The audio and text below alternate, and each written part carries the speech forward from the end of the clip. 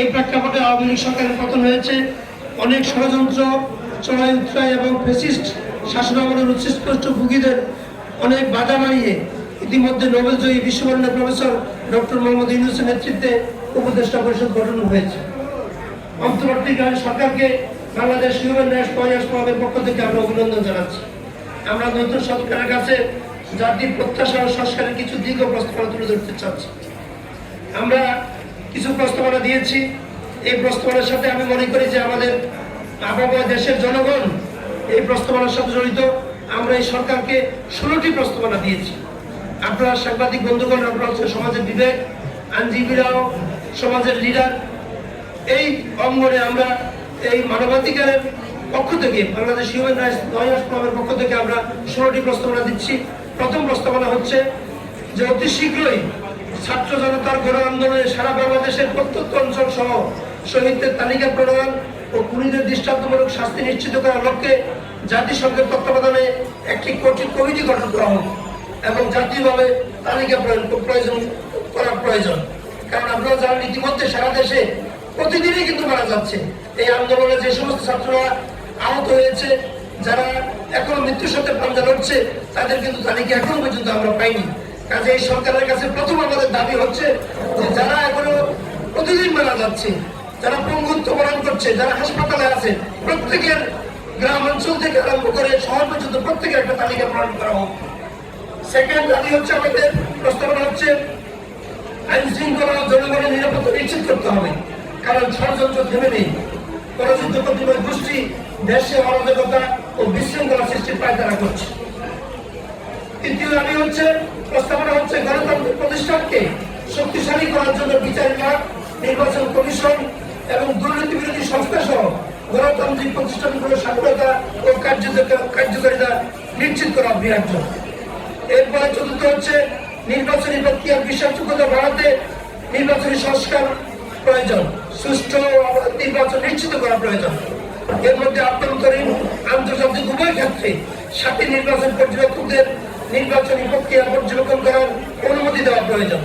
Electronic voting system বাতিল সহ প্রচারণার অর্থের কঠোর নজরদারি এবং ভোটার ও প্রার্থীদের নিরাপত্তা নিশ্চিত করার মতো পদক্ষেপগুলো নির্বাচন পরিস্থিতিকে উল্লেখযোগ্যভাবে উন্নত করতে পারে।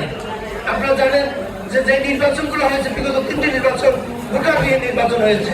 কোনো পর্যবেক্ষক ছিল না, বিদেশি কোনো পর্যবেক্ষক ছিল না, দেশি যে পর্যবেক্ষক ছিল তারা কিন্তু স্বাধীনভাবে কাজ করতে পারেনি। কাজেই যাতে স্বতন্ত্রভাবে দেশি বিদেশি পর্যবেক্ষকরা পর্যবেক্ষণ করতে পারে, সেইভাবে ভূমিকা প্রয়োজন। এরপরে পঞ্চম আমাদের প্রস্তাবনা হচ্ছে, অর্থনৈতিক সংস্কার এবং সমাজ কল্যাণের সঠিক পদক্ষেপ গ্রহণ করা বাঞ্ছনীয়। বেকারত্ব এবং অর্থনৈতিক বৈষম্যের মতো সামাজিক অসন্তোষের মূল কারণগুলোকে মোকাবেলা করে অর্থনৈতিক সংস্কার বাস্তবায়ন করার উদ্যোগ গ্রহণ অত্যন্ত জরুরি। এরপরে 6 নম্বর প্রস্তাবনা হচ্ছে, দুর্নীতি মোকাবেলায় জিরো টলারেন্স নীতি প্রয়োগ করতে হবে। 7, বিচার বিভাগের সংস্কার, বিচারিক স্বাধীনতা যা রাজনৈতিক হস্তক্ষেপ থেকে রক্ষা করে, বিচার বিভাগের স্বাধীনতাকে শক্তিশালী করবে। দলকানা ও দুর্নীতি করার বিচারকদেরকে পদ থেকে বাধ্য করতে হবে। বিচার বিভাগকে প্রশাসনিক হস্তক্ষেপ মুক্ত করা এবং আলাদা সচিবালয় প্রতিষ্ঠা করা সময়ের দাবি। আজকে বিচার বিভাগ আমাদের এমন এক পর্যায়ে পৌঁছে গিয়েছে যে এই বিচার বিভাগ থেকে মানুষ ন্যায় বিচার পাচ্ছে না। সে বিষয়ে আমরা বলেছি যে বিচার বিভাগকে সংস্কার করা দরকার, স্বাধীন বিচার ব্যবস্থা প্রতিষ্ঠা করা দরকার। এরপরে 8 হচ্ছে, প্রশাসনিক কাঠামো সংস্কার ও সাংবিধানিক প্রতিষ্ঠানগুলো স্বাধীনভাবে কাজ করার পরিবেশ সৃষ্টি করতে হবে। এরপরে 2009 সালের 25 ও 26 ফেব্রুয়ারি পিলখানায় 57 জন দেশপ্রেমিক সেনা কর্মকর্তা হত্যায় জড়িতদের বিচারের আওতায় এনে দ্রুততম সময়ে বিচার নিষ্পত্তি করতে হবে। আজকে যে বিডিআর বিদ্রোহ বলা হয় তাকে, আসলে সেখানে পিলখানায় যে 57 জন দেশপ্রেমিক সেনা কর্মকর্তা হত্যা হয়েছে, তাদের ব্যাপারে বিচার নিষ্পত্তি করতে হবে এবং তাদেরকে যারা হত্যা করেছে তাদের বিচার করতে হবে। এরপরে 10 হচ্ছে, শিক্ষা ব্যবস্থার আমূল সংস্কার করতে হবে। বিশ্ব নেতৃত্বের উপযোগী এবং আগামী দিনের চ্যালেঞ্জ মোকাবেলায় দক্ষ, যোগ্য, দেশপ্রেমিক নাগরিক তৈরি করার লক্ষ্যে ধর্ম নৈতিক মূল্যবোধ সমন্বয়ে শিক্ষা ব্যবস্থাকে সম্পূর্ণরূপে ঢেলে সাজাতে হবে। এরপর 11 হচ্ছে, প্রতিবেশী রাষ্ট্র ভারতের সঙ্গে সম্পাদিত সব চুক্তি জনসম্মুখে প্রকাশ করতে হবে। আপনারা জানেন যে ভারতের সাথে ইতিমধ্যে অনেকগুলো চুক্তি হয়েছে, কিন্তু আমরা জনগণ জানি না, জনগণকে না জানিয়ে অনেক চুক্তি করেছে। কাজেই এটা শ্বেতপত্র প্রকাশ করা দরকার, জনগণের সামনে কি কি চুক্তি করেছে ভারতের সাথে সেগুলো জনগণকে জানতে দেওয়ার জনগণের অধিকার আছে।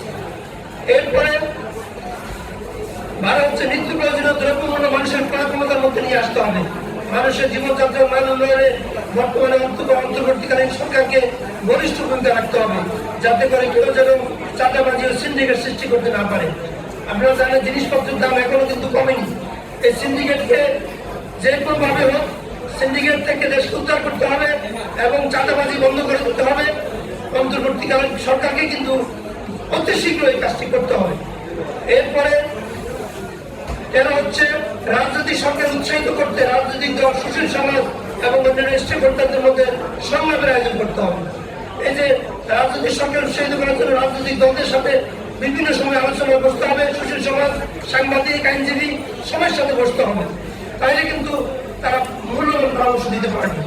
এরপরে 14 হচ্ছে বৃত্তিমূলক প্রশিক্ষণের মাধ্যমে অর্থনৈতিক নীতিগুলো বাস্তবায়নের মাধ্যমে বেকারত্বের সমস্যার সমাধান করতে হবে।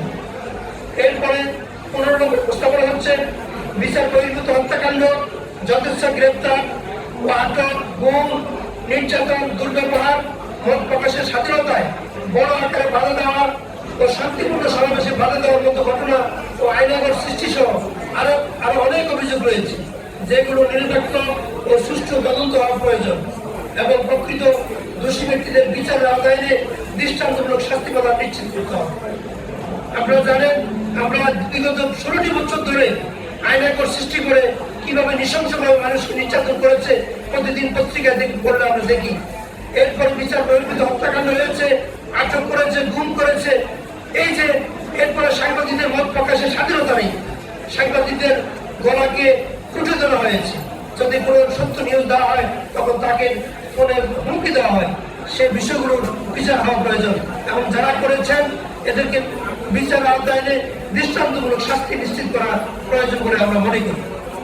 এরপরে 16 নম্বর প্রস্তাবনা হচ্ছে যারা মানবাধিকার লঙ্ঘনের সাথে জড়িত, বিশেষত যারা অপ্রয়োজনীয় ও বাড়তি কর প্রয়োগ করেছেন বা করার নির্দেশ দিয়েছেন, তাদের সবাইকে জবাবদিহিতার আওতায় আনতে হবে এবং ভুক্তভোগীদের উপযুক্ত ক্ষতিপূরণ দিতে হবে। প্রিয় সাংবাদিক বন্ধুগণ ও সুধীমণ্ডলী, অনেক রক্তের বিনিময়ে অর্জিত এই দ্বিতীয় স্বাধীনতা ছাত্র জনতার ত্যাগের ফসল। আপনারা জানেন এটা আমাদের দ্বিতীয় স্বাধীনতা, জীবন দিয়ে হলেও এই দ্বিতীয় স্বাধীনতা রক্ষা করতে হবে।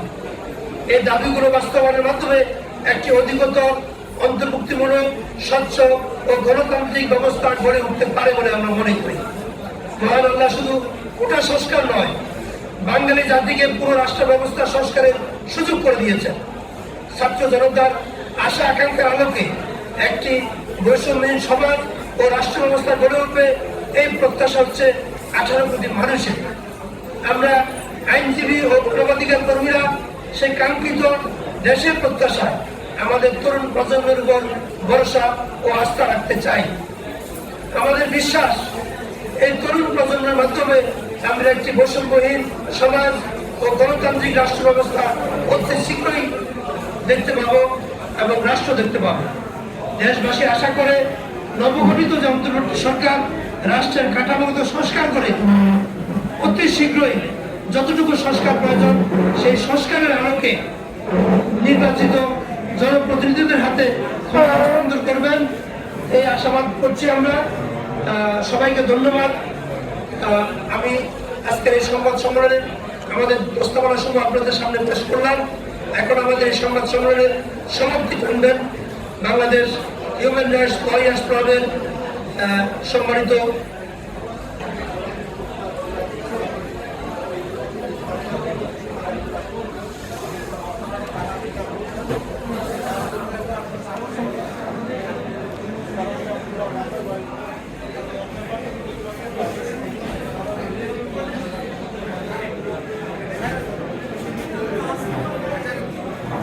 ধন্যবাদ। আসলে আমরা যে প্রস্তাবনা দিয়েছি সরকারের বিভিন্ন মেকানিজম গুলো বলেছে আমরা এগুলো করবো, কিন্তু আমরা সরকার প্রতিষ্ঠা হওয়ার পর থেকে আমরা এখনো পর্যন্ত কিন্তু যে বাস্তবায়নটা অতি দ্রুত চাচ্ছি আমরা। বাস্তবায়নটা দ্রুত হচ্ছে না, কারণ আমরা যে 1 নম্বর দাবি দিয়েছি এখনো কিন্তু সারা দেশের প্রত্যেক অঞ্চলের তালিকা কিন্তু এখনো তালিকা হয়নি। যে তালিকাটা দিয়েছেন আমরা প্রতিদিন পত্রিকায় দেখি, ফেসবুকে দেখি, বিভিন্ন মিডিয়ায় দেখি যে গ্রাম অঞ্চলের অনেকে মৃত্যুবরণ করছে, অনেকে আহত হচ্ছে, কিন্তু তার রিপোর্ট এখনো পর্যন্ত সরকারের কাছে পৌঁছেছে। কাজে আমরা আমাদের দাবিটা যদিও সরকার জানে, আমাদের দাবি হচ্ছে যে অতি শীঘ্রই নির্দিষ্ট সময়ের মধ্যে এই তালিকাটা করা হবে এবং তাদেরকে সহযোগিতা করা হবে।